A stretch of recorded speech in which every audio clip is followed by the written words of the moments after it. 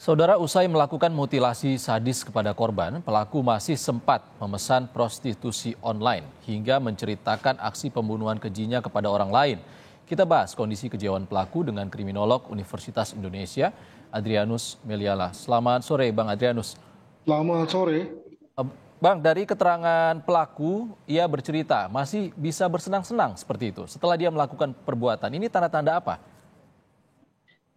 Orang normal saja, orang cerdas saja, ya. Dan ini memang cocok dengan profil dari semua pelaku mutilasi di Indonesia, di mana memperlihatkan konteks kepribadian yang cerdas, ya. Jadi kalau kita anggap bahwa orang yang mutilasi itu bodoh, gila, psikopatik, ternyata tidak. Mereka adalah orang normal yang karena normalnya justru lalu memilih mutilasi untuk kemudian menghilangkan jejak agar tidak diketahui bahwa dia adalah pembunuhnya. Begitu. Cerdas artinya dia tidak memiliki gangguan kejiwaan.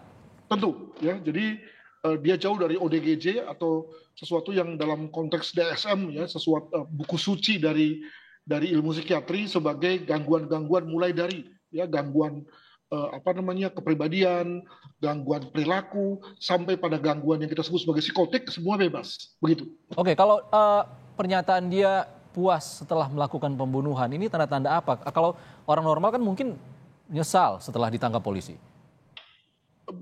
Kita lihat kan motifnya adalah dia merasa sakit hati. Sakit hati sendiri adalah satu motif yang amat personal, subjektif. Sesuatu yang kita anggap sebagai sakit hati belum tentu demikian bagi orang lain dan sebaliknya.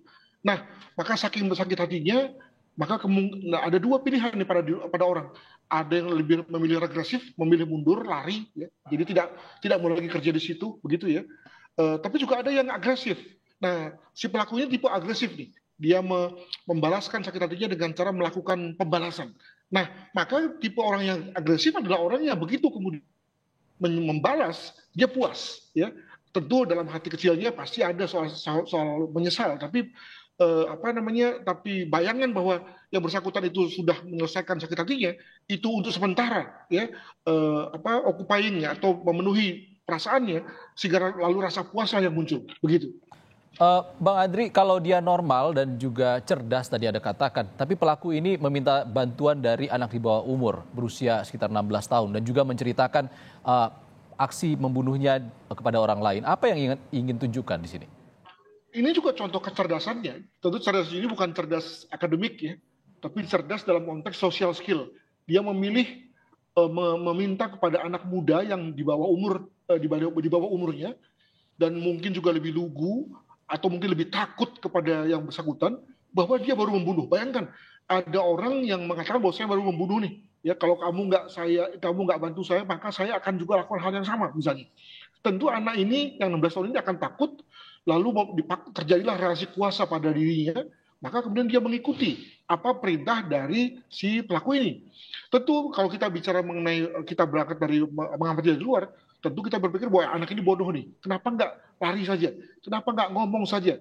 Tapi bayangkan bahwa dia sudah terkena relasi kuasa, dia sudah kalah, ya, sudah kalah mental kalau kata anak sekarang, sehingga kemudian dia mengikuti saja apa kata si pelaku ini. Begitu.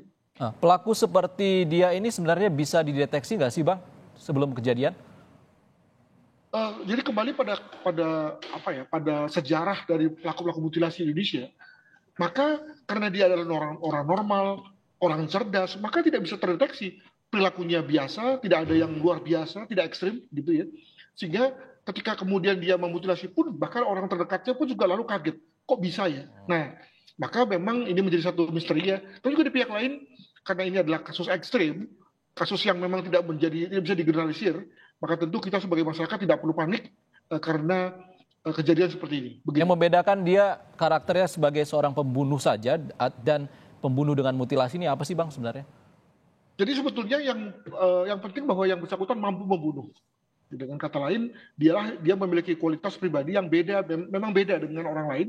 Kalau orang lain itu nggak mampu, bahkan nginjak kucing pun sudah teriak-teriak gitu ya. Ini orang mampu membunuh. Nah, setelah dia membunuh, maka dia punya dua pilihan. Dia bisa lari, dia bisa meninggalkan TKP, tapi lalu kemudian mendapat risiko ketahuan oleh polisi dan dikejar. Tapi yang kedua adalah dia bisa rusak jati diri korban, dia bisa masukkan ke dalam lubang dan dia cor seperti yang terjadi pada kasus ini, sehingga untuk sementara polisi nggak tahu hubungan antara dia dan pelaku dan dia bisa pergi santai, ya. bahkan dia bisa pergi tenang, pesan pelacur dan seterusnya. Nah, maka dia memilih yang kedua. Dengan kata lain, pilihannya adalah pilihan cerdasnya, sesuai dengan pertimbangan dirinya bahwa kalau dia hilangkan jati diri si pelaku yang dalam diri adalah majikannya, maka kemudian dia bisa bebas. Jadi ya hanya sampai situ ya pikiran cerdasnya. Sebab kalau di pihak lain kan juga tentu orang berpikir begini, ketika ada majikan dari si orang ini hilang, tentu ada apa-apa nih, dan pasti orang-orang terdekatnya, dalam hal ini anak buahnya yang juga pasti kemudian akan dicurigai oleh kepolisian. Mungkin begitu.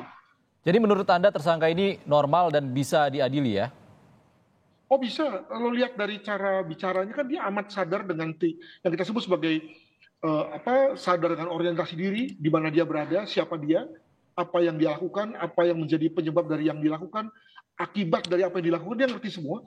Dia bisa bercerita dengan santai soal bahwa kalau dia menyerahkan diri maka enak polisi, begitu ya. Itu kan ciri-ciri orang yang tahu sebab dan akibat ya. Nah, maka orang yang dikatakan cerdas itu udah cukup tuh ketika dia tahu sebab akibat perbuatan, bisa memindah-mindahkan dia dalam situasi mana, dia pada waktu dulu, dia pada waktu sekarang dan seterusnya. Itu adalah ciri-ciri orang yang cerdas, dan itu yang membuat dia lalu kemudian liable atau layak untuk kemudian dibawa ke hukum untuk kemudian mendapatkan sanksi pidana.